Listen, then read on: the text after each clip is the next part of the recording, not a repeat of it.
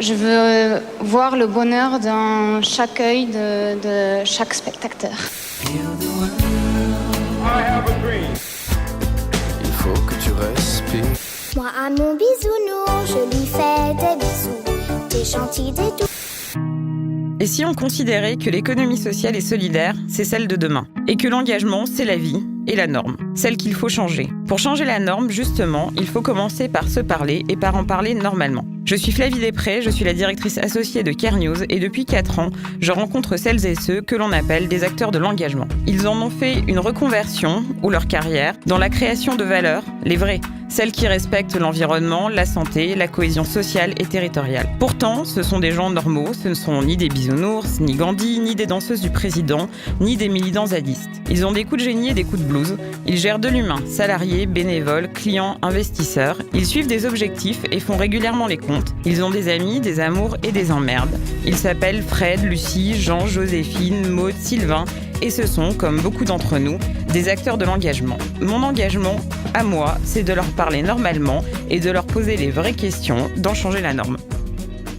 Dans Changer la norme, aujourd'hui, je reçois Sophie Vanier, qui est la co-dirigeante et la présidente de La Ruche. La Ruche, c'est un réseau hybride, mi-association, mi-SAS, d'incubateurs et de formations dédiés à l'innovation sociale. La Ruche développe du coworking, de l'incubation, donc de l'événementiel, et des partenariats avec des grands groupes. Ces partenariats lui permettent de lancer des programmes spécifiques, comme un accompagnement pour les femmes entrepreneurs, ou bien des appels à projets. Sophie, vous étiez consultante en stratégie citoyenne avec une formation droit et commerce. Ça fait à peu près 10 ans que vous concevez, que vous accompagnez des programmes pour la création d'entreprises à finalité sociétale. Pour ceux que le jargon peut effrayer, n'ayez pas peur. Avec Sophie, nous allons essayer, avec pédagogie, de décortiquer le rôle de La Ruche, donc cet incubateur qui comprend 1000 entrepreneurs dans sa communauté. Et puis on va se plonger dans les rouages de la fabrication d'innovation sociale, étudier l'entrepreneuriat et les réseaux de l'économie sociale et solidaire. On va aussi parler d'un vrai sujet qui me tient à cœur et qui mérite attention et ambition, celui de l'entrepreneuriat social féminin. Bonjour Sophie Vanier. Bonjour Flavie.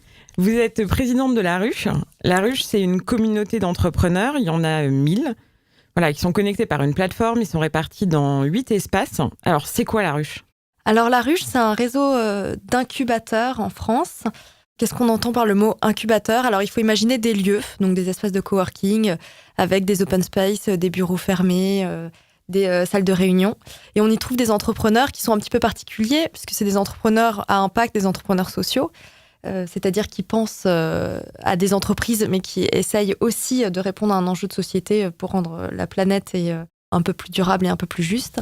Et dans cet incubateur, on ne fait pas que les héberger avec ces espaces, mais on propose aussi de la formation, de l'accompagnement, puisqu'on sait qu'un entrepreneur accompagné a 2 fois plus de chances d'être toujours en activité à 3 ans qu'un entrepreneur non accompagné. Et donc, nous, notre mission, c'est vraiment d'accompagner les entrepreneurs à se lancer. Donc, vous avez des jeunes chefs d'entreprise ou dirigeants d'entreprise qui arrivent avec un projet, qui cherchent non seulement un lieu matériel où être, mais aussi une formation. Et donc, ce sont des entrepreneurs à impact. Et ils ont quelle forme ? Ce sont donc des entreprises ? Est-ce qu'il y a des associations ou d'autres formes de structures juridiques ? Tout l'enjeu de cette communauté, c'est de créer de la diversité. On a à la fois des entreprises, des petites PME, des TPE qui marchent, qui ont quelques années, qui aussi assurent la stabilité de notre modèle. On a eu pendant 10 ans Passerelle et Compétences, qui est une grosse association qui est avec nous. Double Sens, qui est une agence de voyage solidaire. Ça fait aussi 10 ans qu'ils sont dans nos murs.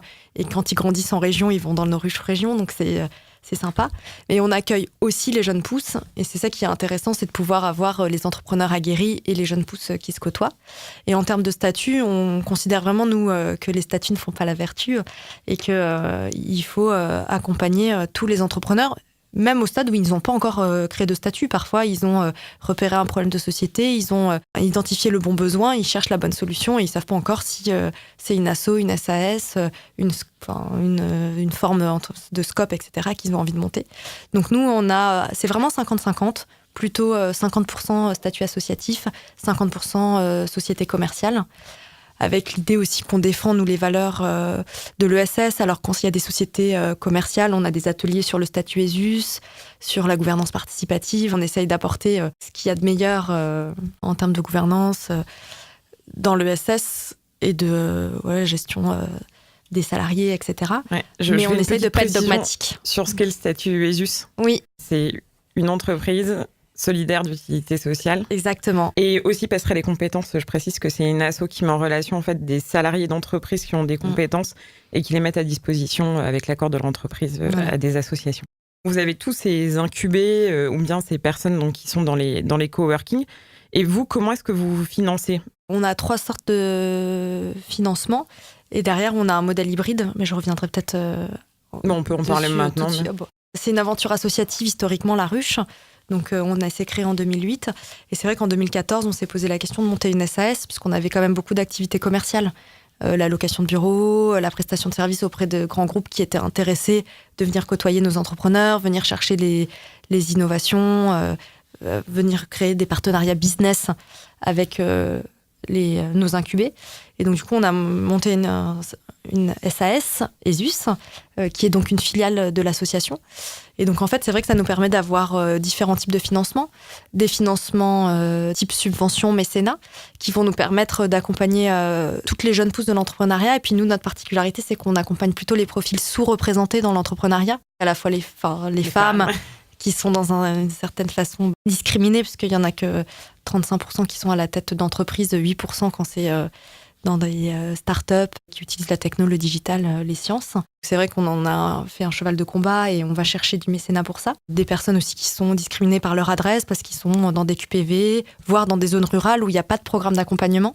Et donc du coup, on a des partenaires qui nous aident à aller accompagner des entrepreneurs qui sont éloignés des programmes d'accompagnement. Donc ça, c'est pour l'aspect plutôt mécénat. Et ensuite, on a la SAS qui nous permet de facturer nos résidents parce qu'ils louent des bureaux, de facturer de la prestation de service à des entreprises B2B qui viennent nous voir. On leur fait de la formation sur l'innovation sociale, etc.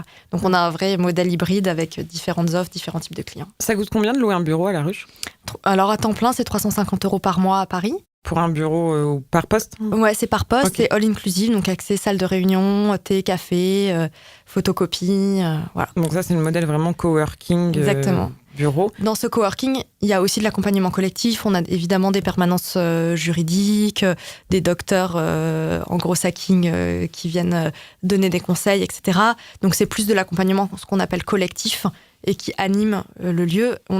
En Ile-de-France, c'est 350 événements par an, donc il y a presque un événement par jour dans une ruche qui apporte soit des compétences, soit un moment convivial, soit un moment d'entraide, de networking.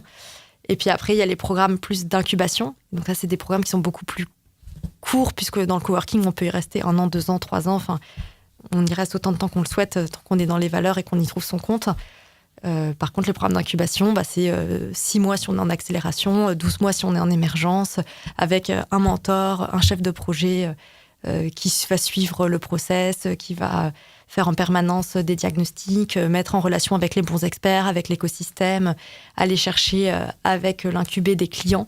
Nous, on croit beaucoup à la vertu d'aller chercher des clients avant d'aller lever des fonds. On leur explique souvent qu'on n'a pas besoin d'argent, qu'on a besoin de clients. Parfois, on l'oublie un peu dans les incubateurs. Comment vous vous différenciez ? Parce que des incubateurs, il y en a plusieurs. Il y a des incubateurs de French Tech, il y a des incubateurs de Tech for Good. C'est quoi le facteur différenciant de La Ruche ? Moi, j'en vois plusieurs. Je pense, la première, c'est qu'on a vraiment un niveau de qualité qui est assez élevé. On a fait notre calcul d'impact. On a 83% des entrepreneurs qu'on accompagne qui sont encore en activité à 3 ans. Et on les accompagne au stade de l'idée. C'est un chiffre qui est à comparer à, par exemple, 71% en Ile-de-France et 68% en province. Et c'est souvent des boîtes qui ont déjà créé leur statut. Enfin, déposé leur statut alors que nous, on les accompagne avant. C'est un chiffre, je pense qu'il y a beaucoup de personnes qui se disent faire de l'incubation. En fait, ils font pitcher quelqu'un à la cafette qui raconte les conneries qu'il a faites pendant son année où il était start-upper. Et puis ça y est, c'est important de raconter des conneries aussi. Oui, c'est hyper important. Mais ça ne peut pas suffire pour dire qu'on fait de l'accompagnement et de l'incubation. Et en fait, il y a une vraie ingénierie derrière, des vrais réseaux. Et donc, il y en a beaucoup qui font des choses très bien, notamment en Ile-de-France. On peut rappeler qu'il y a quand même 190 programmes d'accompagnement en Ile-de-France. Et donc, il y a des choses très bien, mais vraiment, on remarque qu'il y a quand même une grande disparité dans la qualité.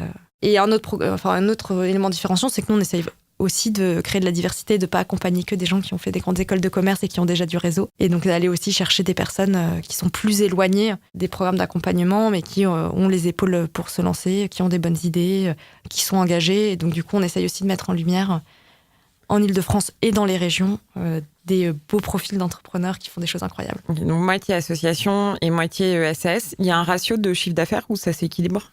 Aujourd'hui, ça s'équilibre plutôt pas mal. C'est vrai que, par exemple, à Paris, notre espace, il fait 3500 mètres carrés. Donc, très rapidement, le chiffre d'affaires du coworking augmente. Par contre, c'est vrai que sur l'incubation, on fait plus 40% depuis 3 ans chaque année. Donc, c'est vraiment là où il va y avoir une croissance, alors que sur le coworking, on va stabiliser. On s'est stabilisé d'ailleurs, je pense qu'on ne va pas beaucoup plus grossir. Une partie des fonds vient des grandes entreprises. Vous travaillez avec elles de diverses manières. Vous avez soit de la gestion d'appel à projets, vous avez aussi du mécénat. Parfois, vous reliez une entreprise qui mécène un programme spécifique. Vous travaillez avec combien d'entreprises ? Alors, combien exactement ? Je pense qu'on travaille avec une bonne quinzaine d'entreprises. Et pour l'instant, ça représente au moins 50% de notre chiffre d'affaires, le B2B. On travaille en effet avec eux, soit sous forme de mécénat, soit on fait de la gestion de programmes pour eux. Donc, c'est des programmes qu'on fait pour compte de tiers. C'est vrai que c'est plutôt des grands groupes. Qui vous délèguent un appel à projet à gérer et des pépites à trouver et à accompagner. Ça va vraiment sur toute la chaîne de valeur de l'accompagnement, à la fois du sourcing, trouver les bonnes pépites, puis participer à la sélection. C'est aussi un enjeu, comment on sélectionne un entrepreneur plutôt qu'un autre pour un programme. Et puis évidemment l'accompagnement qui s'ensuit, où c'est là où il y a un vrai enjeu, et pour la boîte et pour l'entrepreneur. Et donc leur enjeu, c'est quoi ? Qu'est-ce qu'elles y gagnent, ces entreprises ? À faire des appels à projets ? En fait, je pense qu'elles ont chacune des raisons un peu différentes. Il y a vraiment des entreprises qui le font par mécénat, donc il y a un vrai désintéressement, elles le font en s'engageant sur un sujet. Ensuite, il y en a beaucoup qui le font parce que dans des logiques RSE, c'est-à-dire que ça peut rapporter du business à la boîte, c'est inspirant, on peut repérer du coup les projets innovants. Nous, c'est vrai qu'aujourd'hui, on travaille beaucoup avec Orange, qui est vraiment très impliqué dans nos programmes d'incubation. Et c'est essentiel pour nous de travailler avec ce type de partenaires parce que ce sont les potentiels clients des boîtes qu'on accompagne. Et eux, ils viennent spécifiquement pour ça, pour se dire cette entreprise qui pourrait rendre plus vertueuse ma box, plus verte, ça m'intéresse. Et donc, du coup, ils viennent voir, on accueille des comités de direction, on fait pitcher des entrepreneurs. Et parfois, c'est le CE qui dit moi, ça m'intéresse vachement d'intégrer cette start-up à mon CE. Moi, plutôt côté handicap, on accueille J'accède, qui fait du crowdsourcing de lieux accessibles, qui dit moi, côté handicap, ça m'intéresse qu'on puisse intégrer ça dans les téléphones. Enfin, c'est vraiment hyper varié. Mais du coup, ils viennent vraiment chercher des partenariats avec les startups. Et notre enjeu, c'est d'accompagner cette relation grand groupe, start-up, où on sait qu'il y a beaucoup de différences, notamment en termes de temps du business. Oui, de temps du business et puis aussi d'expérience et d'être commencé en étant entrepreneur face à un mastodonte, c'est pas forcément évident. Donc, vous les accompagnez comment sur ces partenariats David contre Goliath, pour paraphraser un prix du business qui existe déjà. Alors, c'est vraiment des histoires d'hommes et de femmes. En fait, c'est vrai que quand je dis on travaille avec Orange, on travaille avec Benoît, on travaille avec Ludovic, on travaille avec Valérie. Et donc, c'est eux qui ouvrent les portes en interne et qui facilitent les choses parce que c'est grâce à ces collaborateurs engagés et motivés qu'on fait avancer les choses. Donc, heureusement, dans les Goliaths, il y a des facilitateurs. C'est ça.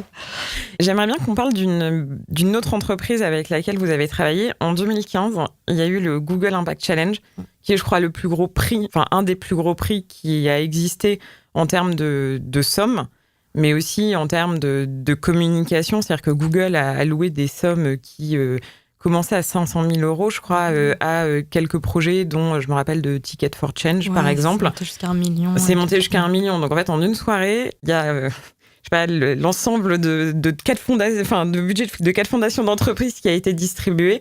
Et j'aimerais qu'on en parle pour bien qu'on comprenne comment on s'articule quand on est un incubateur avec des valeurs de l'économie sociale et solidaire face à Google. En fait, dans la tech for good, il y a les pros et les contre, et c'est pas tellement de juger ce que fait Google, le propos, mais comment on fait pour travailler avec quelqu'un d'aussi gros qui a aussi il y a un enjeu politique également sur la fiscalité, sur les valeurs de Google. Comment vous positionnez ? Alors, avant de parler du cas Google, je pense que c'est déjà vraiment aligner les équipes sur ce qu'on est d'accord de faire, ce qu'on n'est pas d'accord de faire. Nous, on a blacklisté certaines industries, on s'est dit on ne travaillera pas avec l'industrie du tabac, par exemple. Et donc ça, on sait qu'on met systématiquement de côté. Après, Google et d'autres grands groupes, de toute manière, les industries doivent être changées. Et donc, si on regarde chacun de nos comptes, nos partenaires, il y a plein de choses où nous, on voudrait vraiment faire très, très, très différemment. Commencer par payer ses impôts au bon endroit, on peut le dire. Après, le Google Impact Challenge, moi, je pense que ça a été une formidable opportunité pour le secteur. Et en plus, ça va être probablement relancé. Nous, on s'est dit, c'est une opportunité de montrer que le secteur associatif, puisque c'est des associations qui sont soutenues, peut se transformer grâce au digital. Et en plus, Google, au lieu de simplement dire on va accompagner, on va faire des programmes, ils ont mis les moyens. Et c'est ça qui est quand même incroyable dans ce Google Impact Challenge, c'est qu'ils ont accompagné le changement d'échelle et ils ont mis tous les moyens pour que ça fonctionne. Et aujourd'hui, on regarde les 10 boîtes du Google Impact Challenge, elles ont toutes réalisé des choses incroyables avec ces fonds-là, comme Bibliothèque sans frontières, l'Agence du don en nature, Ticket for Change, tu le mentionnais, 1001 fontaines. Nous, on se dit, Google a ses raisons pour faire ça en France, sûrement des raisons de positionnement, etc.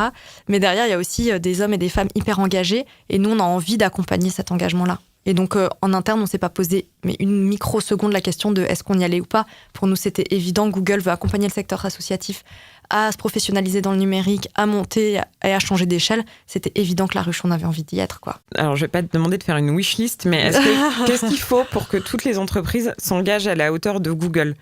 Parce que les sommes du secteur, enfin les sommes allouées n'ont rien à voir avec ce qu'a donné Google en une soirée il y a 4 ans. Selon toi, les gros groupes, qu'est-ce qu'il faut qu'ils fassent maintenant ? Je pense qu'il faut vraiment qu'ils changent de logique. Aujourd'hui, il y a beaucoup... c'est beaucoup de... Enfin, il y a des choses bien qui se font, mais c'est vrai qu'il y a encore beaucoup c'est du saupoudrage. Et on fait des programmes d'image de marque, on met un petit peu de sous, etc. C'est vrai que quand on regarde les budgets des fondations d'entreprises, VS, le résultat des mêmes entreprises, on se dit, mais ils mettent 0,5% de leurs résultats dans leur fondation d'entreprise, et en plus, ils voudraient qu'on les trouve super. Donc ça, c'est un côté qui est extrêmement frustrant. Je vais réfléchir, je ne sais pas encore comment faire bouger les choses, mais je pense que c'est à nous, la société civile et aux entrepreneurs, d'être encore plus forts, être plus innovants, et on va aller vers ça. Je pense que aujourd'hui, une entreprise, on parle de l'entreprise à mission, de l'entreprise responsable, de la RSE, de la durabilité des entreprises. Ça se fera pas sans les pionniers, c'est-à-dire les gens qui le font et qui portent leur engagement sur toute la chaîne de valeur et de façon intrinsèque. Et donc, du coup, je pense qu'il faut démontrer aux boîtes l'intérêt qu'elles ont à travailler avec nous et avec le secteur. Et c'est que comme ça, on pourra leur donner des arguments de bienfaiteurs. Ils s'en foutent, en fait. Il faut vraiment leur parler au cœur de business. Et peut-être qu'on le fait pas encore assez aujourd'hui, je sais pas. Peut-être, mais peut-être parce que, et c'est tout le propos de ce podcast, c'est qu'on pense plus à dire qu'on fait les choses bien plutôt qu'on fait vraiment les choses. Ouais. Enfin, faut parfois mettre l'action et les chiffres avant la parole. Et justement, ces pionniers, comment est-ce qu'on repère un bon entrepreneur ? Donc ça fait 10 ans que la ruche en voit passer. Alors, un bon entrepreneur, c'est déjà quelqu'un qui est très à l'écoute et qui est pas trop fixé sur son idée.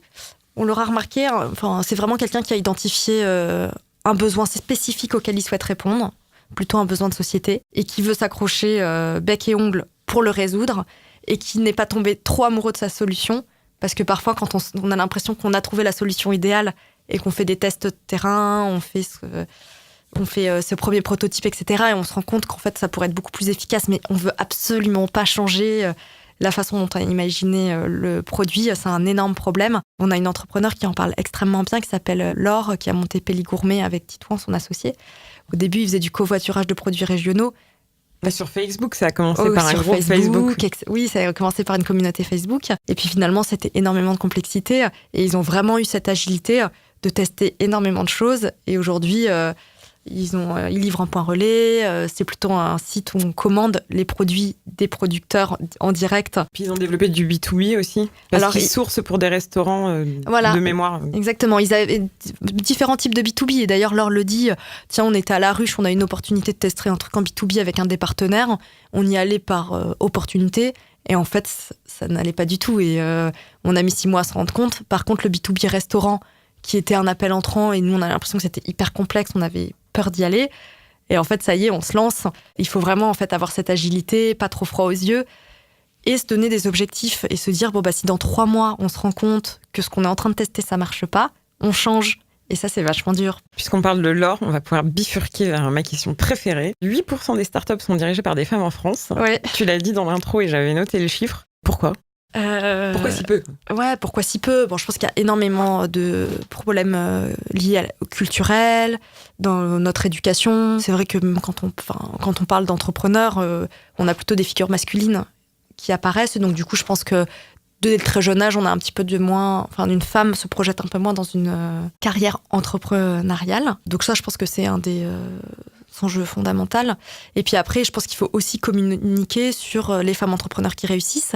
Et puis sur certains chiffres. Moi, je suis une femme, je suis entrepreneur. Là, on était aussi dans une levée de fonds pour la ruche. Et je me suis dit, et si jamais je me sentais un peu malmenée parce que j'étais une femme. Donc du coup, j'ai commencé à regarder des chiffres pour me dire, je vais répondre des faits. Et les chiffres, c'est que les entreprises qui ont au moins une cofondatrice femme dans les fondateurs sont plus pérennes et plus rapidement que les boîtes où il n'y a aucune mixité. Et donc je me dis, bah ça, il faut aussi transmettre ça aux donneurs d'ordre, aux financeurs, etc. pour qu'ils valorisent la présence des femmes dans les startups, quoi. Donc plus communiquer. Et est-ce que tu penses qu'il y a des changements structurels qu'il faut mettre en place ? Ouais, énorme. Bon, là, c'est un grand débat dans lequel Mais on a un peu de temps, vas-y. tu m'amènes. Mais alors, l'égalité femmes-hommes, aujourd'hui, on n'y est pas du tout sur énormément de sujets, notamment dans la sphère professionnelle en France. Ce qu'on voit sur l'écart des salaires, on a quand même encore entre 8 et 25% d'écart salarial pour les mêmes postes dans les entreprises en France. Et ben, on constate aussi qu'il y a énormément d'égalité dans le domaine de l'entrepreneuriat. Je pense que les incubateurs n'en ont pas encore fait assez un cheval de bataille, c'est-à-dire que les femmes entrepreneurs, si on va les chercher, on les trouve. Elles ont envie, il y a des vocations, il y a de l'ambition. Par contre, il faut leur ouvrir les portes, il faut aller leur parler. Et c'est pour ça que nous, on a décidé de genrer nos programmes. Au début, c'était pas hyper intuitif pour nous de dire, bon, on va monter les audacieuses et on va accompagner que des femmes. On se disait, bah, c'est un peu bizarre, on pourrait accompagner la mixité. Mais en fait, quand on lance un programme non genré, les femmes viennent moins. Et donc, du coup, il y a vraiment un enjeu de dire aux femmes que c'est possible, de les accompagner, de les mettre en confiance. Et puis en plus, il se passe des choses incroyables dans ces programmes. C'est qu'il y a une solidarité entre femmes qui se met en place. Enfin, c'est ce qu'on appelle la sororité, hein, c'est la fraternité au féminin. Mais on le voit, c'est vraiment flagrant. Il y a beaucoup plus d'entraide entre les femmes qu'entre les hommes, peut-être parce qu'elles ont l'impression d'avoir plus besoin d'aide. Mais en tout cas, il faut appeler les femmes, parce qu'elles ont des envies, elles ont des idées, mais il y a ce côté passage à l'action qui est vachement plus difficile. Et c'est très, très lié au fait qu'un petit garçon, on va lui dire plus facilement « t'es fort, t'es aventurier », on va lui offrir des jouets de conquérants. Et une petite fille, on va plus l'amener vers des jeux qui sont plus tournés vers la maison. Et même si ça semble être des stéréotypes, ce que je dis, c'est vraiment la vérité. Et on va plus faire jouer avec des poupées, jouer avec des maisons de poupées, jouer avec des cuisinières encore aujourd'hui. Et mine de rien, on est plus tourné vers l'intérieur qu'un petit garçon qui aura le regard plus tourné vers l'extérieur. Est-ce qu'il faut mettre en place des quotas dans les plus grosses entreprises et même dans l'ESS ? Est-ce qu'il faut obliger les boîtes à se structurer avec un certain nombre de femmes ou avec une discrimination positive, quelle qu'elle soit ? Moi, je pense que oui. Il faut contraindre. Hein. Si on ne contraint pas les gens à engager des femmes, j'ai l'impression qu'on n'arrivera pas à faire changer les mentalités. Et ouais, la contrainte, elle a du bon, moi, je pense. Mais il y a un chiffre qui vient de sortir de Schema, de l'école de commerce, qui dit qu'il y a un certain pourcentage, qui est de 15%, je crois, des entreprises du CAC 40 qui a préféré mettre son siège social ailleurs plutôt que d'avoir des femmes dans son CA. En 2019, c'était bien, je trouve. Non, mais c'est terrible, ouais. C'était sympa. Les rapports au pouvoir public et à l'économie plus globale, parce que voilà, on dit souvent que l'ESS, c'est 10% du PIB, mais ça englobe quand même beaucoup des coopératives, ce qu'on n'entend pas forcément, ce qui n'est pas forcément ce qui est dans la rue, c'est-à-dire des entrepreneurs sociaux, des comptabilisés forcément dans ces 10%-là, ouais. Voilà, des SAS, etc. Et pour grandir, puisque c'est le titre de l'émission, pour que ça devienne une norme, qu'est-ce qu'il faut changer ? Pour que l'entrepreneuriat social, ça devienne une norme et que en fait, toute l'économie soit de manière transversale, sociale et solidaire. Déjà, il faut qu'on arrête de parler d'entrepreneuriat social. Et il faut considérer que l'entrepreneur doit se poser la question de sa responsabilité, qu'il soit sociale ou non. Il y a un moment, il consomme, il achète, il a des salariés. Et donc, du coup, il doit se dire comment, sur chacun des aspects de mon projet, je suis vertueux. Et je suis même assez optimiste parce que on constate vraiment qu'on a de plus en plus d'entrepreneurs qui n'étaient pas avec cet ADN hyper engagé immédiatement, mais qui ont envie de faire les choses bien, de façon durable.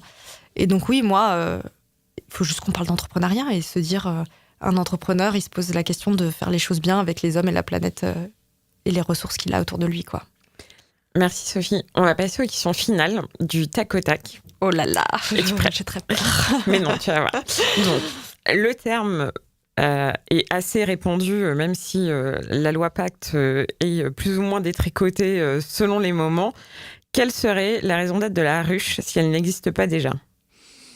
Alors, elle change. Je pense qu'aujourd'hui, je dirais un accompagnement pour tous, en tout cas tous ceux qui veulent se lancer dans l'entrepreneuriat. L'homme ou la femme politique que tu voudrais convaincre ? Il y en a une qu'on aimerait bien convaincre d'arrêter de dire des conneries, c'est Marine Le Pen, je dirais. La taxe que tu aimerais inventer ? Une taxe qui existe un peu déjà, mais je voudrais que tous les transports soient gratuits, parce que je trouve que la mobilité, c'est un vrai enjeu. Les transports en commun ? Ouais. Pardon, les transports en commun. Oui, je ne peux pas monter dans ta voiture, Flavie, le matin. J'en ai pas. Problème réglé. Le patron ou la patronne du CAC 40 que tu pourrais être ? Alors que je pourrais être, je sais pas, mais il y a une femme patronne que j'admire beaucoup qui est Mercedes Serra. Et donc, elle m'inspire. Et la somme pour laquelle tu tairais un scandale politique ? Je pense, j'ai envie de te dire aucune somme parce que le poids de ma conscience serait trop fort. Merci beaucoup, Sophie. Merci à toi, Flavie.